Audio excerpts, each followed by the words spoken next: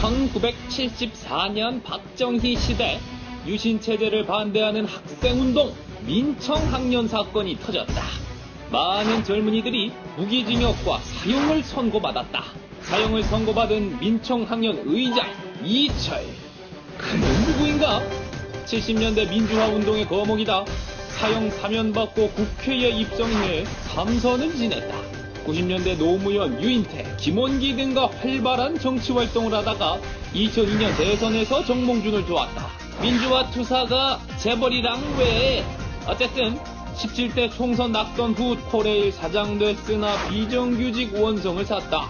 민주화 노동가가 왜? 대선 앞두고 역사적 거물 이철의 행보가 궁금하다. 김두관 편 들 거라는데 왜? 궁금해. 이철 전 국회의원을 만나보자. 네, 코레일 사장 역임하셨던 이철 전 의원 자리에 모셨습니다. 안녕하십니까? 안녕하십니까? 이름이 참 멋있습니다. 이철. 아버님이 지으셨습니까? 예, 그런 걸로 알고 있습니다. 예. 근데 이철 의원님은 사형 선고를 당하셨어요. 네. 그죠? 1974년도. 네. 그때 심정이 어땠습니까? 나 죽었구나 생각했습니다. 예, 처음에는 사실 저희들이 했던 일이 워낙 별 게 없으니까. 네. 죽이겠다고 긴급조치를 발표를 하고, 해도 설마 죽이게 하겠냐. 네. 그냥 한 몇 년 살다가 나오겠지 하고 생각을 했는데, 막상, 중앙정보부에서 조사를 받고, 수감이 되고, 네. 군법회의에서 사형, 구형을 받으면 그때부터는 사형수가 됩니다. 구치소에서 감방에 갇히고 독방에서 감시병이 붙고 잘 때도 수갑 차고 세수할 때도 수갑 차고 또 밥 먹을 때까지 수갑을 차고 이제 지납니다. 24시간 수갑을 차고 지나다 보니까 더구나 감시병이 24시간 눈을 번뜩이고 야 이거는 이제 진짜 죽이는 모양이다 하는 실감이 들었고 그때부터는 이제 그게 현실로 다가왔던 거죠. 그때 몇 살이셨습니까? 그때 27살 때였습니다. 같이 사형 선고받았던 8명은 그때 대법원 판결 나자마자 20시간 만에 형술의 이슬로 사라졌죠. 네. 거기에 대해서 무척 가슴 아파하셨죠. 예, 그렇습니다. 사실 저희들은 거의 다 모르는 분들이었는데요. 저희들을 배후 조종했다는 누명을 쓰고 형장의 이슬로 사라지셨으니까 저희들은 저희들이 한 일은 아니지만 저희들 때문에 돌아가신 거다 하고 생각을 하고 정말 뭐라고 말씀드려요. 그러니까 같이 사형 선고 받았던 8명이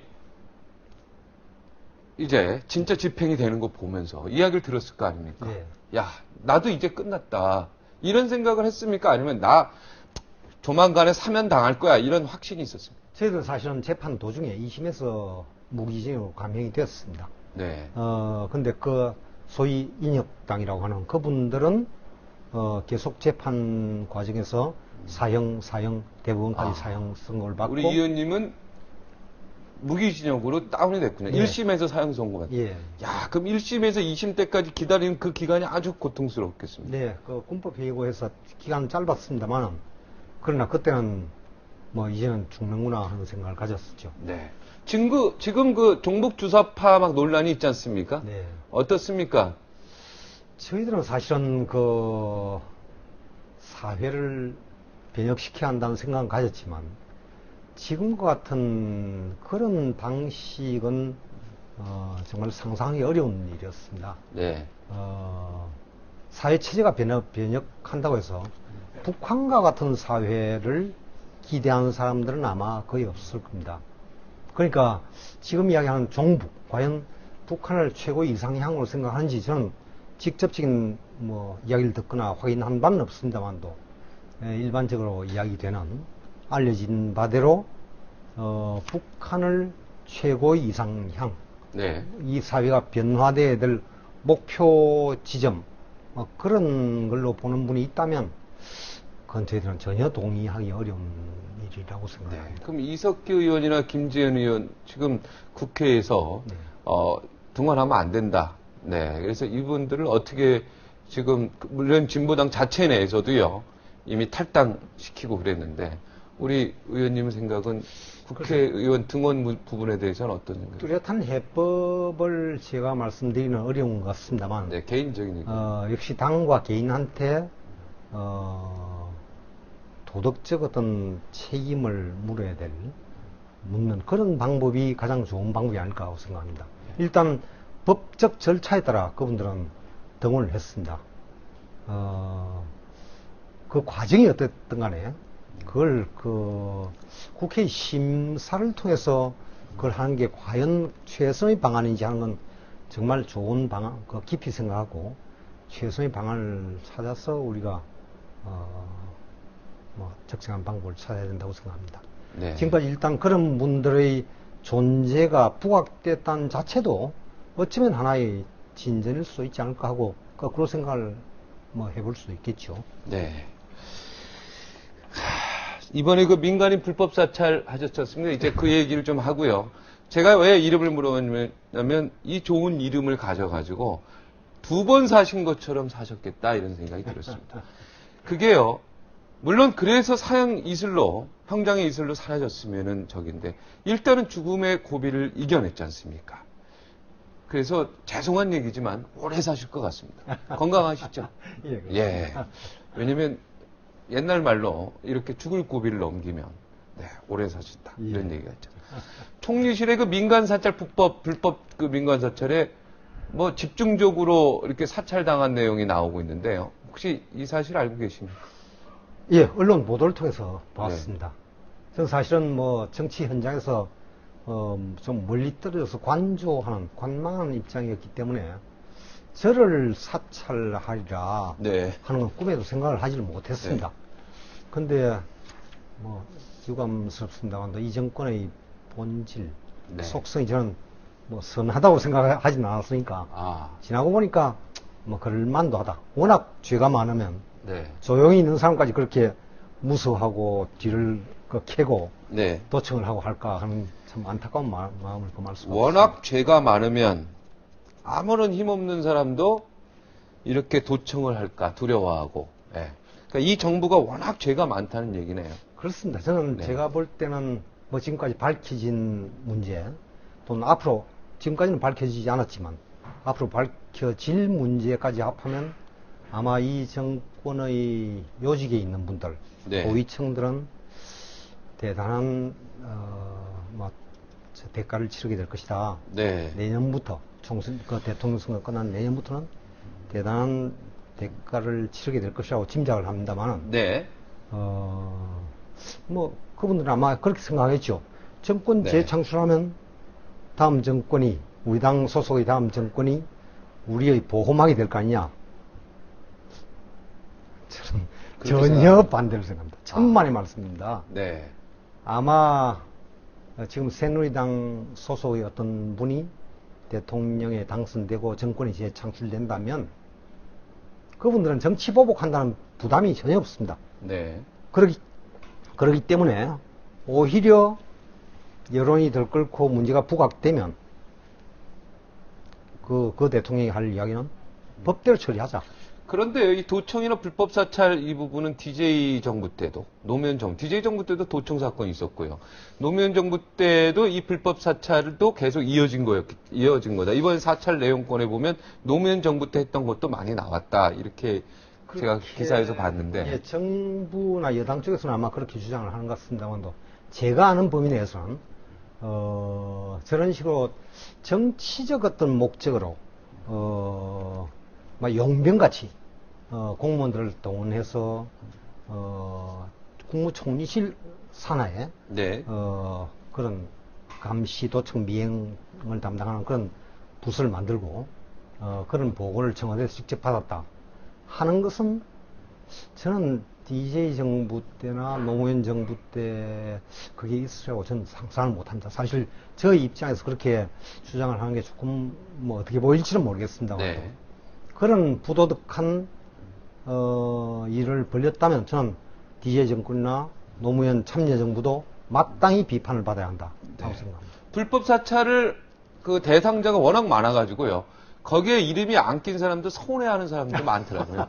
내가 주요 인물이 아니구나. 예. 주요 인물인 줄 알았는데 주요 인물이 아니구나 해가지고 실망하시는 분들도 많다 그래요. 옛날에 그래도 저- 주요 인물입니다. 예? 그래도 옛날 감사하게 생각할 수도 있지 않습니까? 보안사 사찰 때도 그랬습니다. 네. 근데 저는 번번이 그때마다 이제 이름을 올리고 합니다만은 거기에 대한 대가는 아무것도 얻지 못하고 있습니다. 네. 하여튼 사찰은 있으면 안 되죠. 그렇습니다. 네, 그건 기분이 뭐 너무 나쁜 거고요. 아마 민주주의 국가, 미국이 민주주의 국가의 모범은 아니라고 생각합니다만도 미국 같은 데 저 문제가 터졌으면 아마 대통령이 탄핵당하는 그런 일이 또 벌어졌겠죠. 네. 닉슨 때와 마찬가지로. 그렇습니까? 이게 탄핵까지도 갈 수 있는 내용. 저는 그렇게 생각합니다. 네. 더구나 이번 건요, 아까 그 국무총리실 민간인 불법 그렇죠. 사찰이라고 말씀하셨나요? 그 꼭 상징 조작 같습니다. 네. 그렇게 문자 그대로 해석을 하면 국무총리실에서 총리가 지시하고 총리가 보고받는 그런 불법적인 기구가 있었고 그 불법은 총리가 주도를 했던 것 같이 들립니다만 네. 용어를 교묘하게 그렇게 언론을 하여금 네. 그렇게 쓰게 함으로써 청와대가 면피를 하는 거 아니냐. 이 사실은 이것은 민간 불법 사찰을 주도한 것은 청와대다. 다시 말씀드리면 청와대를 위한 그런 불법 사찰이라고 하는 것은 아마 거의 대부분의 국민들이 다 알고 있을 겁니다. 네. 국무총리한테 그걸 추궁을 할 일도 아니죠. 네. 그래서 그건 저는 용어가 좀 바뀌어야 될 거 아니냐 네. 라고 생각합니다. 어떻게 바꿔야 돼요? 그래서 이명박 정부의 MB 정부의 민간인 불법 사찰 아. 거기에 적정한 아마 내용과 일치하는 그런 용어가 아닐까 생각합니다만 예, 총리실이 아니라 MB 정부 이렇게 들어요. 그렇습니다. 네. MB 정권 노무현 대통령하고 친하셔서 꼬마 민주당도 같이 하시고 그랬었잖아요. 예 그렇습니다. 네. 정치적으로 뭐 같이 했던 기간이 참 많았죠. 네. 친하셨던 걸로 알고 있는데. 2002년대에는 왜 정몽준 후보를 도왔습니까? 뭐 제가 어떤 인물들을 제대로 포악하지 못했던 면도 있습니다만도 그 당시에는 노무현 그 선거 캠프에서 손을 벌리기를 굉장히 결과적으로 보면 네. 개면적으로 했고 그런 제안이 오다가 중간에 중단됐습니다. 그래서 저는 뭐 어느 쪽 캠프든 소위 그 정권 교체를 할 수 있는 캠프가 있다면 그걸 갈 수도 없는 거 괜찮지 않겠냐고 네. 생각을 하고 결과적으로도 아무튼 정권 교체에 기여를 하게 된 그런 꼴이 예, 됐죠. 꼭 불러야 갑니까? 내가 좋으면 좋은 친구가 대통령 된다 그러면 내가 가서 적극적으로 팔 걷고 도울 수도 있는 거 아니겠어요? 그것도 좋은 일이죠. 근데 일반적으로 뭐 저의 경우에는 대부분 제가 그래도 필요한 캠프, 필요한 분들한테 가서 돕게 되고 그 필요하다고 하는 것은 그쪽의 의사도 함께 접합돼야 되는 거 아니냐 저는 그렇게 생각을 했죠. 저쪽에서 뭔가 나를 조금 원하지 않는 듯한 느낌을 받았다. 그건 경계하는 듯한 느낌을 받았다. 그런 얘기입니까?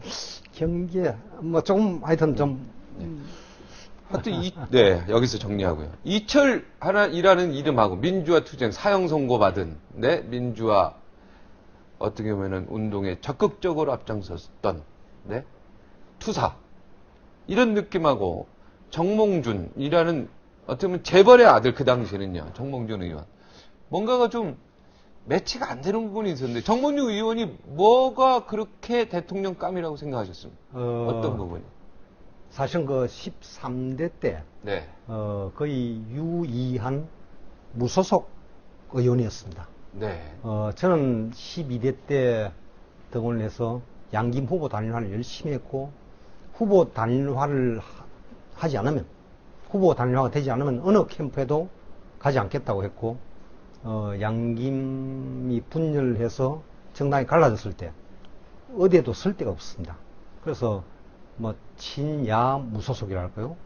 양김의 가운데 서 있는 양김을 단일화하려고 노력했고 나중에도 결국은 통합을 시키려고 노력했던 그런 무소속 의원이었고 정몽준 의원도 그 무소속 사무실에 그때 같이 밥도 같이 먹고 이러면서 예, 친해지게 됐군요. 가까워졌는데 그럴 때 사실은 뭐 제가 뭐랄까요 뭐 그분을 지금 나쁘게 비용할 이유는 없습니다만 제가 어떤 그 본질이랄까요 추구하는 바를 잘못 파악하고 있는 것도 많이 있었죠. 네. 특히 그 나중에 지금 와서 보니까 예, 그 당시에 대통령 선거 때 결과적으로 후보 단일화의 어떤 약속과 정치적 어떤 신의를 파기하고 하루 나중에 전날 파기. 예, 전날 파기하고 하는 걸 보고 저는 참 참 여러 가지 안타깝겠습니다. 예. 그런 그때 제가- 파기 안 했으면은 또 세상이 어떻게 될지 몰랐죠. 그렇습니다. 그건 네. 정치적 약속은 지키는 게 옳았죠. 네. 음. 그 부분에서 지금 정몽준 의원한테 좀 그러니까 서운하다는 표현보다는 뭔가 잘못됐다. 누구든 네. 잘못은 있습니다. 네. 예, 뭐 저도 그 이상의 잘못도 했겠죠. 네. 근데 그것은 뭐 정치적으로 참 큰 사건이었고 그것도 네. 대단히 그 잘못된 어떤 진전이 아니었냐 하는 점을 말씀드리고 싶습니다. 어찌됐든 노무현 대통령, 노무현 정부에서 코레일 사장까지 하세요 또. 노무현 대통령이 그래도 이철 의원 동지고 그런데 비록 정몽준 캠프에 갔었지만 그래도 이철 의원 코레일 사장 임명시켜라 이렇게 하신 겁니까? 그 당시까지는 사실은 코레일 사장이나 그쪽에는 어느 정치인도 가라고 하나 가려고 하는 분이 아무도 없었습니다. 네. 굉장히 어려운 어떤 자리, 뭐 웬만하면 가고 싶어 하지 않는 그런 자리로 알려졌습니다. 근데 참여정부에서 글쎄요, 뭐, 어떤 뜻이었는가 하는 걸 나중에 조금씩은 들었습니다만도, 워낙 그 당시에 코레일 상황이 어렵고 하다 보니까 저한테 가달라고 아마 요청을 했던 걸로 저는 그렇게 들었습니다. 저는 몇 차례 사양을, 뭐, 거부와 같은 사양을 했는데, 사실은 참여정부를 위해서가 아니라, 뭐, 그대로 솔직하게 말씀드리면, 저를 위해서 이제 가게 되었습니다. 다시 말씀드리면, 왜요? 저를 위해서라는 거는? 안 가게 되면 네. 자리가 좋지 않다. 밥상이 작다. 네. 하는 식으로 걷어차는 내가 더 졸렬해 보인다 이 말이죠. 그렇습니다. 네. 그래서 뭐 요청대로 한 1년이나 1년 반 동안 가서 열심히 일하다가 그만두자 하고 갔는데 결과적으로는 뭐 아까 저 자막에도 나옵니다만도 성무 문제나 그런 것 때문에 네. 발목이 잡혔다고 할까? 네. 여러 가지 그 갈등의 와중에 제가 사퇴를 할 수가 없었던 네. 그런 기간이었어요. 철도청장이라 그랬는데 옛날에는 그 자리 거기서- 높은 자리입니다. 서로 가려고 하고 그냥 좋은 자리죠. 높고 낮고 크고 네. 작고의 문제가 아니라 네. 예를 든다면 관광공사 같은 데는 굉장히 작은 자리입니다. 네. 그런데 많은 분들이 가고 싶어하는 자리예요. 네. 어, 일이 행복하죠, 그쪽. 예, 여러분들하고 일하기가 참 좋고 깨끗하고 좀 뭐랄까 즐겁게 일할 수 있는 자리라고 알려져 있습니다. 네. 또 어떤 데일까요? 체육진흥공단 이런 데는 참 편하고 의미도 있고 예, 좋은 일도 하고. 예, 그런 일을 여기 무슨 그런데 뜻인지 이제 알겠습니다. 철도공사에는 좀 네. 어려운 일들만 가득 차 있고 하는 네. 또 그 당시에까지는 굉장히 인상이 좋지를 않았습니다. 네. 사실은 전혀 반대였습니다만 가보니까 참 그분들이 열심히 정직하게 일하는 분들이었는데 그런 분들이 훨씬 많았는데 네. 그때까지는 굉장히 부패하고 무능하다고 잘못 알려졌습니다. 지금도 정부가 오히려 주도해서 철도공사 비효율적으로 운영되고 있다. 이런 식으로 많이 알려져 있는데 저는 그 점은 참 안타깝게 생각합니다. 지금 철도청, 그러니까 코레일, 예, KTX가 예. 효율적으로 지금 운영이 되고 있다 생각하시는군요. 다른 나라에 비해서 네. 또 그 정도의 어떤 그 공사된 기간 이내에 저렇게 효율적으로 나름대로 네. 열심히 일하는 집단이 그렇게 많지는 않습니다. 네. 세계적으로도. 그때 비정규직 승무원들 좀 정규직으로 어떻게든 좀 해주시지 그랬어요. 그건 저 혼자 할 수 있는 역할은 아니었습니다, 사실. 네. 정부에서도 주무 부처, 그 당시에는 건교부였습니다. 지금 국토해양부는 구체적으로 반대를 하고 있었고, 네. 공사 사장이 저희 개인 회사가 아니기 때문에 네. 그걸 하기가 참 어려웠던 겁니다. 그리고 본인의 의지가 약했다고 생각 안 합니까? 제가 그럴 땐 그 당시에 성문 관계 책임을 지고 있는 노조 위원장 네. 간부들한테 선의 소송을 하자. 거길만이 해결책이다 하고 제가 여러 차례 제안을 하고 나름대로 굉장히 노력을 많이 했습니다. 근데 뭐 저희 노력이나 능력이 부족이었는지 그는 모르겠습니다만도 우리 이철 그때 사장, 이철 사장님 그 본인은 그분들 정규직 시켜주고 싶었죠. 원리는 그게 옳았는데요. 사실은 여러 가지 문제가 있습니다. 그분들과 같은 처지에 있는 비정규직이 몇백 배가 더 있습니다. 아직도 있습니다. 코레일 안 해요. 예. 그런 형평성 문제가 있어요. 예, 그런 문제가 있고. 네. 정부가 그렇게 흔쾌히 동의하는 부분이 아니었고. 네. 또 심지어는 그대로 말씀드려도 괜찮을지 모르겠는데. 네. 노조원 중에 거의 대부분이 그걸 반대하고 있습니다. 정규직화를. 예. 다른 노조원들이. 철도 노조원. 예, 그건 뭐 저희들 여론조사 결과표를 지금도 갖고 있습니다만. 네. 근데 그런 식으로 거의 대부분을 반대하는 걸 저 혼자 독단적으로 정규직화한다. 독단으로. 같은 동료들이 반대했네, 그러면은. 재판을 해서 하는 것만이 유일한 방안이라고 제가 누차 이야기를 했는데, 네. 그걸 듣지 않고 계속 파업을 하고 하다가, 네. 결과적으로는 재판을 통해서 이제 그걸, 1심에서 승소를 했는데, 지금 3심까지는 어떻게 되는지 제가 알지 못하고 있습니다. 오늘 사실 여기 모신 게요. 예. 지금 이 질문 때문에 모신 겁니다. 김두관 지사를 지금 지원하고 계시죠? 그것도 솔직히 말씀드리면, 언론에 보도될 때까지 저는 잘 몰랐습니다. 네, 본인도 보도될 때가 몰랐습니까? 예. 네. 근데 저희 가까운 분들이 평소 때 늘 저희들하고 같이 김두관 지사 같은 분이 나와서 빨리 출마 선언을 하고 당내 경선을 훌륭하게 치르고 네. 하는 게 좋지 않겠냐. 그 많은 후보가 그렇게 많지 않지 않느냐 네. 하는 이야기는 늘 했습니다. 그러다 보니까 제가 연락이 잘 안 되고 하니까 아마 그냥 제 이름을 넣어서 성명을 했는데 그 내용은 저도 뭐 나름대로 동의할 수 있는 내용이 아닌가 하고 생각합니다. 빠른 시간 내에 출마 선언하고 경선을 치르자 하는 그런 내용으로 저는 이해를 하고 있습니다만도 저는 뭐 아주 훌륭한 후보들 중에 한 분이라고 저는 확신을 하고 있으니까요. 네. 김두관 지금 지사를 적극적으로 지원하고 그런 건 아니다 이거죠? 지원이나 지지는 뭐 아직까지 결정한 건 아닙니다. 아니다. 예. 네. 그러나 뭐 그렇게 될지도 모르겠습니다. 네. 훌륭한 대통령을 만드는 일에 조금이라도 도움이 되면 네. 나름대로 역할을 해야 되겠죠. 민청학년 사건으로요. 네. 박정희 정권 때, 네. 박정희 군부 정권 때 사형 선고까지 받으셨는데 그 아들이신 박지만 씨 이분의 그때 구속되고 이럴 때 이 사람 구원해주기 위해서 엄청나게 노력하셨다 이렇게 들었습니다. 뭐 부끄럽습니다만도 저는 그 당시에 박지만 군이라고 하는 당시에 박지만 군이라고 하는 개인의 문제가 아니라 네. 이 대통령의 아들이라고 하는 또 특수한 어떤 경력을 갖춘 많은 일을 뭐 여러 가지로 벌려왔던 좋은 의미나 나쁜 의미나 여러 가지 어떤 그 역사의 굴곡을 만들어왔던 그런 박정희란 대통령의 아들이라고 하는 건 굉장히 어려운 자리였을 것이다. 환경이었을 것이다. 네. 그래서 박지만 군의 자기가 만든 어떤 잘못이나 그런 것보다는 환경이 만든 어떤 측면이 크다.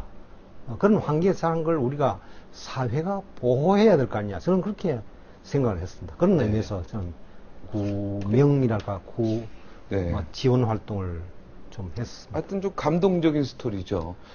나를 사형 선고해서, 그죠? 그 정부의 대통령, 아들, 내가 그분 감옥에 있을 때, 옥살이 할 때, 마약 복용하다가 목살이 할 때, 그분 어떻게 보면 선처를 호소하는 그런 역할을 했다는 게 감동적이에요. 제가 볼 때 박근혜 의원도 이 이야기를 알고 계실 거고요. 그렇다면은 우리 이철 의원에 대해서 상당히 좋은 감정을 갖고 있을 것이라는 생각을 제가 지금 금방 했습니다. 박근혜 의원에게 그분도 훌륭하신 분이지요. 박근혜 의원도 어떻습니까? 뭐 개인적으로 장점을 많이 갖고 있는 분 같습니다. 네, 대통령 될 확률도 높고요. 확률적으로 지금은 그렇지 글쎄, 뭐 않습니까? 지금까지 본다면 개개인 후보의 후보군으로 본다면 네, 개별적인 가능성, 네, 확률은 가장 높다고 알려져 있습니다만도 네. 저는 과연 그 점은 조금 의심을 합니다. 아, 조금 예, 박근혜 의원 지지하면 또 감동의 스토리가 있을 것 같다는. 아니. 그건 정치적 문제. 예, 그냥 예. 우리가 또 인간 스토리에 소설을 쓸 때 예. 그런 느낌이 잠깐 들었어요. 개인적 문제가 정치적, 물론 개인적으로 뭐 장점을 참 많이 갖고 있고, 네. 물론 단점도 있겠죠. 네, 그러나 그런 개인적 문제와 정치적 어떤 문제는 구분을 해야 된다고 생각합니다. 저는 아까 말씀드린 그런 저희 이력에서도 네, 개인적 문제와 정치적 어떤 판단을 혼동했던 경우도 몇 번 있었던 것 같습니다. 네. 어떤 경우입니까? 아까 이야기한 아까 예, 정몽준 의원 지지했다. 그런 경우도 개인적으로 제가 옆에서 보니까 괜찮은 분 네, 하고 생각을 했는데 막상 정치적 어떤 입지나 네. 이해관계에 걸리니까 그렇지 뭐 다른 면도 참 많이 봤다 하고 생각을 합니다만도 이 경우도 그렇지 않을까 하고 생각을 합니다. 네. 아직 젊으신 나이시잖아요. 저기 정식적으로 정부가 발표한 이제 어르신 노인의 이제 연령이요. 이제 7순. 그러니까 60대는 노인이 아니고 청년으로 들어갑니다. 만 65세가 아닙니까? 예. 아, 70으로 됐다는데, 아, 제가 취재 잘못했나요? 제가 예. 최근에- 예, 좀 알아보겠습니다. 70 이상 아니면 노인이라고 할 수 없대요. 예. 그래서, 예, 젊은 한창 나이라고 생각하시면 되겠습니다. 어저께 이장호 감독하고 신성현 씨가 75, 68인데, 예. 완전히 그냥 청바지 입고 너무너무 그냥 가죽 잠바 입고요. 아주 젊으세요. 지금 다시 시작해도 될 것 같은데. 맥도날드 그 회장, 그 창업한 사람이 55에 시작했다는 거 아닙니까? 맥도날드. 예. 하여튼 뭐, 한창인데, 한창이라고 하겠습니다. 기분 좋으시죠? 네. 앞으로 정치 참여 계획, 특별한 계획, 앞으로 미래, 한창인 나이입니다. 자, 어떻게 하시겠습니까? 예, 근데 나이 어떤 문제가 아니라 저는 제가 참 많이 부족하다고 생각했습니다. 네. 그리고 여러 가지 이유가 있습니다만도 또 하나는 정치 활동을 하면서 뭐 많은 분들이 바르고 열심히 일했는데도 불구하고 그에 따른 반대급부랄까요? 네. 평가 그런 굉장히 짜다는 걸 많이 보고 또 저도 느끼고 할 때 그게 또 회의를 많이 가졌는데요. 마지막으로 보다 더 결정적인 것은 1997년도 15대 총선 때 네. 저는 너무너무 가슴 아픈 흑색선전 이런 걸 당하셨어요. 당하고는 어떤 겁니까? 그 흑색전전 내용. 간단하게 얘기해 줄 수 있겠습니까? 예, 좀 이야기가 길어질 것 같아서 네, 간단하게. 예, 동네에 갑자기 소문이 도는데 네. 이철이가 엄청난 부자다. 아, 이철이 엄청난 부자다. 그래서 저는 뭐 그냥 웃어 넘겼습니다. 네, 그렇지 부자는, 않은 네. 그 기분 나쁘지는 않죠, 그래도. 예, 근데 제가 네. 없는 사람으로서 갑자기 부자가 됐다는 건 뭐 명백한 그 도둑질을 했다. 네. 엄청- 그렇게 뒤가 붙습니까? 근데 저 사람 도둑질했다. 근데 처음에는 웃어 넘겼는데 나중에 알고 보니까 그게 거의 진짜 사실 도둑질해서 부장됐다. 이렇게 입증하는 기사가- 서류들이 막 도는 겁니다. 재산 목록, 등기부 등본이 도는 겁니다. 저의 이름으로 돼 있고 같은 사는 동네가 같고 이름 물론 똑같고요. 그 사는 동네가 같고 주민등록 앞자리 나이까지 똑같습니다. 다른 거는 주민등록 뒷자리만 다릅니다. 네, 거기까지. 그리고 나서요. 이걸 내가 흑색전에 느끼고 정치에 대해서 그래서 그런 흑색 선전을 감내해 가면서 네. 정치를 해야 될 의무, 어떤 그런 게 꼭 이유가 있을까? 이유가 꼭 있느냐, 가치가 있느냐. 네. 더구나 옛날 그 유신 때나 그 이전과 같이 내가 아니면 할 사람이 거의 없다. 네. 할 때 같은 건 나서겠지만 또 지금 여러분들이 나서고 서로 나와라, 내가 나가라, 내가 하겠다고 나섰는데 내가 굳이 그 판에 끼어드는 게 옳으냐 하는 회의를 참 많이 느꼈습니다. 그래서 가능하다면 그런 공적 의무가 확인될 때까지는 나름대로 의미 있는 활동을 하는 게 옳지 않느냐 하고 생각합니다. 네, 저도 여기 진행하면서요. 네, 그런 얘기 많이 합니다. 참, 정치 서로 하려고 하는데 똑바른 사람들 해야죠. 네. 오늘 여기서 인사를 드리겠습니다. 예, 시청해 주셔서는 우리 시청자 여러분에게 오늘 나와주셔서 대단히 고맙습니다. 감사합니다. 네, 법은 모든 인간 앞에 평등하다. 하지만 모든 인간이 법 앞에 평등한 것은 아니다. 영국 극작가 버나드 쇼의 말입니다. 네, 100년 전에도 법은 불평등하게 적용이 됐나 봅니다. 여기서 물러가겠습니다. 시청해 주셔서 대단히 고맙습니다.